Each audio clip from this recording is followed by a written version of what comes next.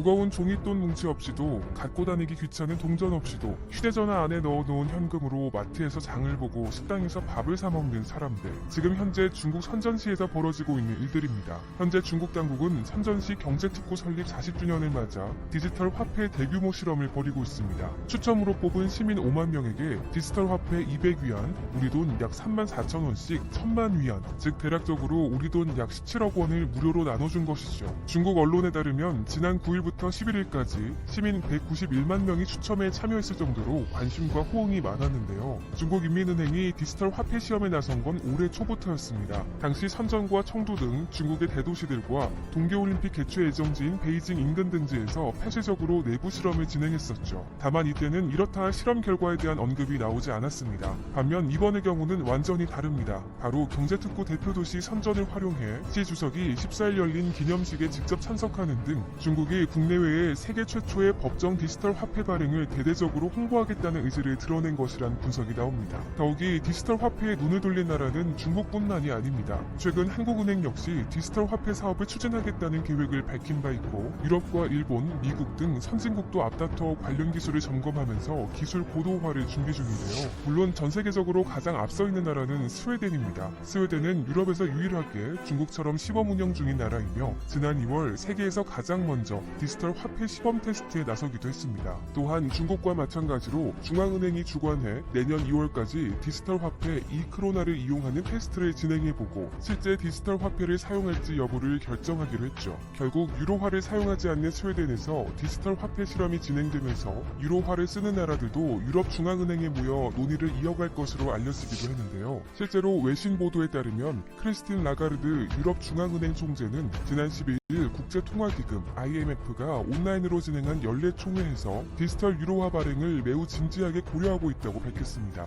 특히 라가르드 총재는 코로나19 팬데믹은 우리가 일하고 거래하고 지불하는 방법을 포함해 많은 구조적 변화를 불러왔다면서 디지털 화폐 논의를 강하게 시사했습니다. 게다가 이웃나라 일본 역시 3년 전부터 유럽 중앙은행과 함께 연구를 진행해 사생활 보호와 감시 기능의 균형을 맞추기 위한 테스트를 완료한 것으로 알려져 있습니다. 또한 미국 역시 민간 기업인 페이스북 등 플랫폼 업체가 디지털 화폐 분야에 관심을 보이면서 앞서 나가는 가운데 여기에 연방준비제도도 참여하고 있는 모양새입니다. 심지어 러시아 역시 디지털 루블화를 추진한다는 현지 언론의 보도도 나온 바 있죠. 사실 중국에서 스마트폰을 이용한 결제 방식은 새롭지 않습니다. 플랫폼 업체인 알리바바와 텐센트가 각각 알리페이, 위챗페이를 만들었고 이러한 시스템을 중국 전 대륙에 확장시키는 데 성공시켰습니다. 결국 중국에서는 거지도 QR코드로 구걸한다는 말이 있을 정도로 광범위하게 사용되고 있죠. 실제로 중국인들은 QR코드가 붙어있는 공유자전거를 스마트폰으로 스캔해 출퇴근하고 인터넷 서점에서 책을 주문할 때도 번거로운 회원가입 절차 없이 스마트폰으로 컴퓨터 화면에 QR코드를 찍으면 바로 결제가 가능한데요. 전기값과 물값은 물론이고 세금까지 손가락으로 스마트폰 화면을 몇 번 터치하면 바로 해결이 가능합니다.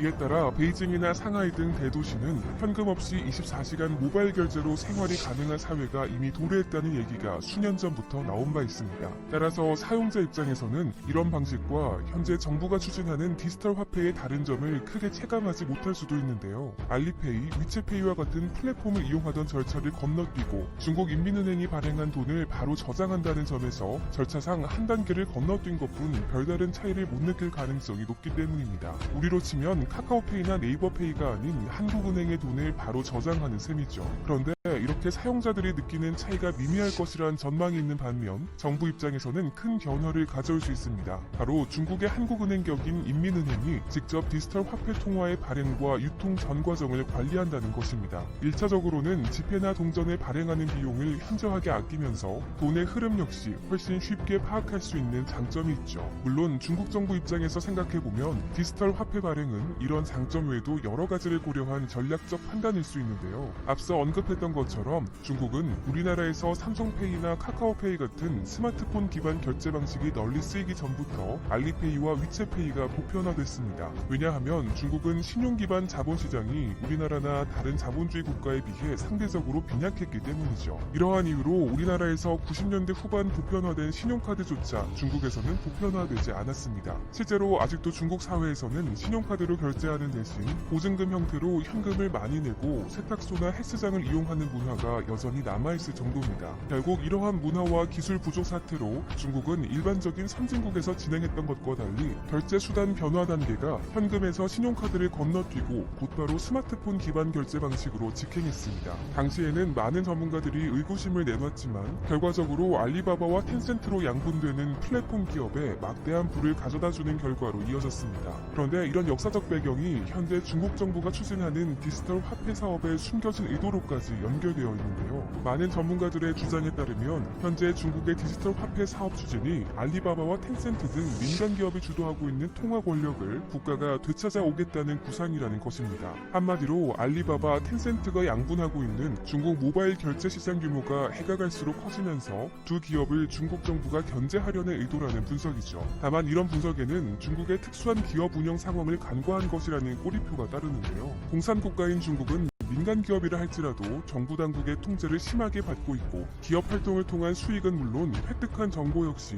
정부와 긴밀하게 공유하고 있다는 시각이 지배적이기 때문입니다. 미국이 전 세계의 5G 장비 수출을 추진해온 중국 화웨이 기업의 활동에 제동을 걸고 소셜미디어 틱톡에 미국 내 운영을 금지하도록 하는 등 의심의 눈초리를 거두지 않고 있는 것도 이와 같은 맥락이죠. 심지어 이와 비슷한 이유로 중국이 디지털 화폐 시장을 완벽히 통제해 개인의 자금 흐름을 보다 쉽게 들여다보기 위한 것이란 분석도 나오는데요. 지금까지 보도된 많은 뉴스가 증명하듯이 중국은 여전히 부정부패가 가장 많은 나라 중 하나입니다. 민간 기업은 물론 중국 공산당 고위 관리들과 일가들의 부정부패 액수는 상상을 초월할 정도입니다. 일례로 3년 전 차세대 국가주석으로 점쳐지던 순정차이 전 충칭시 서기가 물러난 일이 있었죠. 당시 중국 공산당은 엄중한 규율 위반이라는 용어를 사용해 순 전 서기의 부정부패 혐의를 확인했다고 밝힌 바 있습니다. 구체적인 축제 액수는 밝히지 않았지만 당시 중국에서는 우리 돈 수천억에서 수조 원에 이르는 금액이라는 입소문이 돌기도 했습니다. 그 외에도 수많은 권력자들과 일가족이 부정부패에 얽혀 처벌받은 사례가 많았기 때문에 현 시주석 체제의 중국 정부가 부정부패와의 전쟁을 선포한 것도 어찌 보면 당연한 수순이었을 텐데요. 결국 이렇게 은밀하게 오가는 검은 돈의 흐름을 파악하기 위해서 중국 정부는 디지털 화폐가 더없이 좋은 수단이라고 판단했을 가능성이 굉장히 높습니다. 한마디로 종잇돈으로 은밀하게 오가던 비자금 등 불법적인 금전 흐름을 디지털화한다면 정부 입장에서는 사회에서 벌어지는 모든 거래를 손바닥 위에 놓고 보는 것과 크게 다르지 않을 수 있다는 것이죠. 그런데 이런 중국 내부의 상황도 고려 대상이지만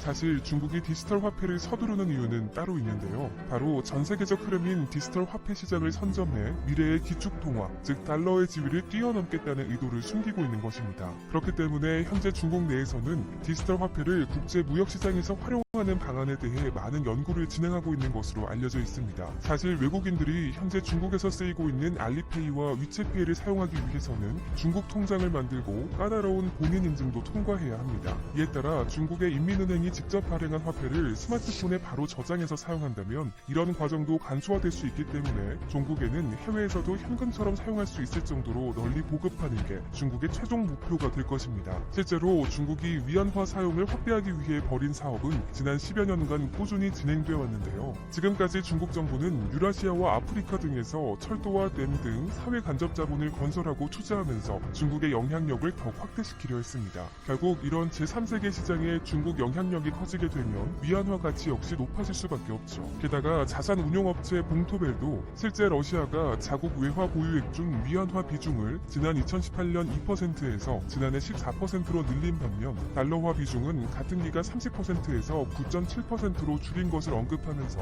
이로 인해 중국과 러시아 간 무역 결제에서 달러화 점유율이 2020년 1분기 사상 최초로 46%로 줄었다고 전했습니다. 또한 동남아시아의 유력은행인 싱가포르 DBS 은행도 중국과 미국 간 대치가 기술업계와 금융업계까지 영향을 주고 있다면서 중국 정부가 위안화를 국제화하려는 움직임을 보이고 있다고 지적한 바 있죠. 심지어 중국의 최대 교역 상대인 동남아시아 국가연합은 국경 간 무역 결제에서 위안화 비중을 높이기로 했다는 미국 CNBC 방송의 보도도 나온 상황인데요. 사실 중국 정부는 기축 통화에 대한 욕심을 과거부터 많이 보여주었습니다. 특히 2008년 미국의 리먼 브라더스 사태 이후 미국 달러 의존도를 낮추기 위해 노력하는가 하면 미국 달러 채권을 대량으로 사들여 달러 가치를 인위적으로 조정하려는 시도도 있었죠. 그리고 이제는 코로나 사태 이후 세계 각국이 안전자산인 달러화를 사들이면서 중국의 기축 통화에 대한 욕심은 다시 커지고 있는 분위기입니다. 각 나라가 사들인 달러로만 교역을 원하면 위안화의 범용화는 상대적으로 더 더 요원해질 수밖에 없기 때문입니다. 하지만 중국의 이런 노력에도 불구하고 아직까지 위안화의 국제적 위상은 매우 낮은 수준인데요. 실제로 지난해 12월을 기준으로 국제 무역에서 사용된 결제 화폐는 역시나 달러였습니다. 전체 결제 중 42.1%를 차지했고 이어서 유로화, 영국 파운드화, 일본 엔화 등이 그 뒤를 이은 것입니다. 중국 위안화는 전체 1.94%에 그쳐 달러의 20분의 1에도 못 미치는 수준이었죠. 이렇게 위안화와 달러화의 현재 위상과 중국의 경제 상황, 정부 당국의 정책을 종합해보면 위안화가 달러를 제치고 기축통화가 될 수 있을 것이라는 의견은 여전히 분분한데요. 지난달 홍콩 사우스 차이나 모닝포스트 보도에 따르면 금융회사 모간 스탠리 애널리스트 16명이 최신 보고서를 통해 10년 뒤에는 중국 위안화가 국제 외환 보유 자산의 최대 10%를 차지해 미국 달러화와 유로화에 이어서 세 번째 기축통화가 될 것이라고 밝혔습니다. 이 전망대로라면 현재 가치와 비교했을 때 일본 엔화, 캐나다 달러, 영국 파운드화를 뛰어넘는 것입니다. 물론 이런 위안화를 바라보는 희망 섞인 기대와 반대되는 의견도 만만치 않습니다. 중국의 금융시장과 국제사회의 달러 의존도가 쉽게 변하지 않을 것이라는 근거 때문이죠. 즉 위안화의 지위가 지금보다 수십 배 커지기 위해서는 중국이 금융시장을 훨씬 더 개방하고 미국 달러 의존도를 지금보다 더 줄여야 한다는 겁니다. 그리고 이를 위해 금융시장을 개방하려면 선정과 상하이 주가 시장에 해외 자본이 더 많이 유입되어야 하는데 중국 정부의 자국 우선주의 정책과 미국과의 갈등으로 인한 불안 요소가 언제까지 지속될지 알 수 없어 향후 10년간 불안 요소는 계속될 수 있다는 비관적 전망이 굉장히 많습니다. 또한 달러를 통해 무역을 하는 국가들이 위안화를 사용할 수 있도록 글로벌 금융시장의 불안정성이 적어야 하는데 리먼 브라더스 사태와 이번 코로나 팬데믹을 겪은 국제사회가 이를 받아들일지도 미지수인데요. 결국 이러한 이유로 중국 시장을 부정적으로 바라보는 시각도 팽배해 중국 위안화의 지위가 쉽게 올라갈 수 없을 거라고 보는 시선도 여전히 많기 때문에 중국이 기대하는 위안화의 기축통화화가 중국 뜻대로 될 수 있을